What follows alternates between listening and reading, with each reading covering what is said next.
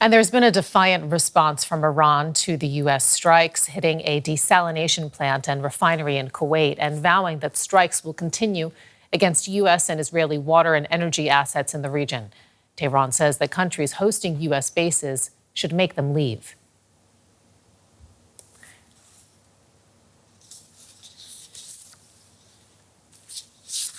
And now I spoke with Iran expert Kamran Matin from the University of Sussex earlier. I asked him about his assessment of Iran's retaliatory attacks. Well, Iran has maintained from the beginning of this war that it would retaliate at the same level against any attacks on its military or economic and civilian infrastructure. We had this attack on a bridge linking Karaj and Tehran yesterday, to which Iran seems to have been responding by targeting those places you mentioned. So it does seem that Iran is continuing to target places that are not immediately military or of military use, but in response to what it describes as its own in civilian infrastructure being targeted, including some pharmaceutical companies, in particular Pasteur Institute, which is a quite established institution in Iran and has been producing medicine over decades. So, all signs indicate Iran will continue to target those places in retaliation to any attack by US and Israel on similar targets in Iran. How worried do you think Gulf states are that Iran will indeed now start to focus on attacking key critical infrastructure in the Gulf, like water desalination plants, for example?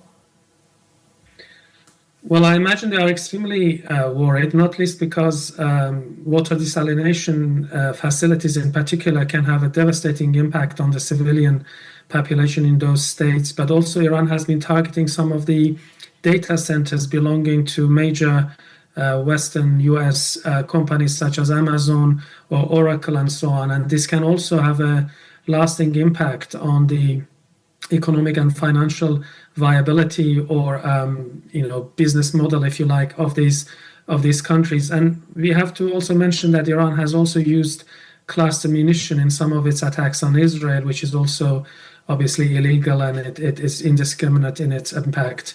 But so far, both sides seem to justify it in terms of their attack being retaliation for a similar attack from the other side. I'd like to ask you about the broader region again, and perhaps you can give us a sense. If Iran hits key infrastructure in the Gulf, do you see Gulf states becoming involved militarily now in this conflict? The likelihood increases. In fact, there are reports that Gulf states have drafted a UN Security Council resolution in which it is demanded that Hormuz Strait being opened under relevant chapters of the United Nations Charter, which could potentially authorize use of military force. But so far, China, Russia have opposed that particular draft. But it shows that GCC countries, Gulf Cooperation Council countries, are very worried, and they might be forced into action if the war continues and Iran keeps targeting those infrastructure, and US is unable to provide the kind of protection these countries thought it could. And so far, that hasn't really been the case. How much firepower do you think Iran still has left? What are they capable of? It's a difficult question with the limited information, but what information is available, available publicly, it seems that even by the admission of Western intelligence organizations, including US and Israel, Iran has more than 50% of its drone capacity intact. And judging by the ballistic missiles it's been firing on Gulf states as well as Israel, it seems that it still has quite considerable amount of these missiles, though they seem to be mostly, fired from underground positions, which makes them more difficult, and also suggests that the mobile launchers have been attacked by the Israeli and US Air Force. But ultimately, just maybe you can just give me kind of like the brief sense. Does it get worse before it gets better?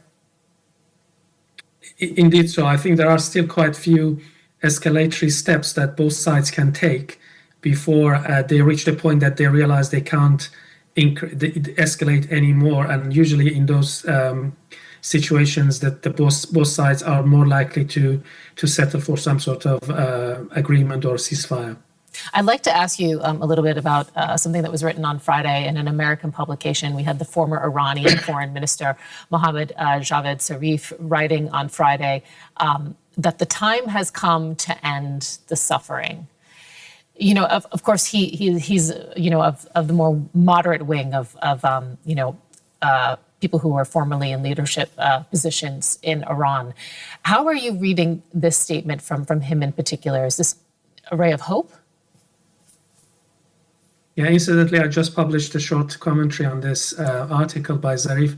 I mean, he belongs to a reformist camp within Iranian political landscape, if you like. And even before the war, reformists were excluded from the state structures. And now that IRGC has formally taken over, really, not formally, but sorry, informally, has taken over the state, I'm not sure how much authority or credibility one should attribute to his statements, and whether this really expresses the actual people who run the government.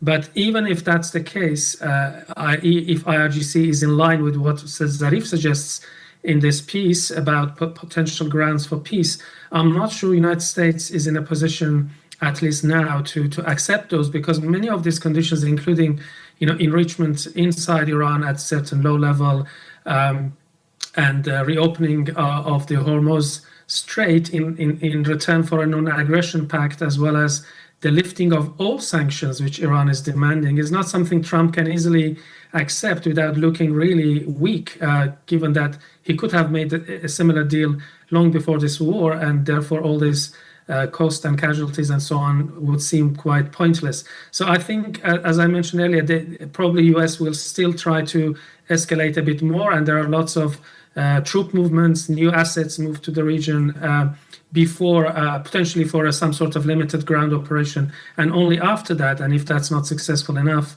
US might be in a position or be willing to consider the kind of proposal that Javad Zarif has made. Okay, and finally, before we go, I'd like to ask you, you know, the UK Foreign Secretary Yvette Cooper chaired talks with more than 40 nations from across the world on Thursday. Do you think that there's a plan in the works to force Iran to reopen the Strait of Hormuz, as Trump has been asking allies to do? And if so, what could force Iran to do so? I'm quite doubtful if these countries, especially the UK and other European countries, will use military force to reopen the Strait of Hormuz. So they are calling for some sort of arrangement with Iran, and I think French authorities have explicitly said that reopening only occurs with Iran being part of the conversation, if you like. So what actually is happening on the ground is that multiple countries making separate individual arrangements with Iranians to pay certain money, which is more or less like a ransom, if you like, in order to their ships can be allowed to go through the strait. And this is obviously strategically extremely problematic for the Gulf states as well as the United States, because it formalizes or accepts Iran's sovereignty over the strait, which they dispute. They claim it's an international kind of strait, and the waters there are international and so on. So I'm not sure how far this European initiative can go without use of military force, but they might provide more assistance to US militarily without really publicizing it too much. Just like at the moment, you know, US planes are using UK air bases for their operations, but I don't see any immediate military action by other countries to reopen the strait. Kamran, Matin, thank you so much. We appreciate your insight. Thank you.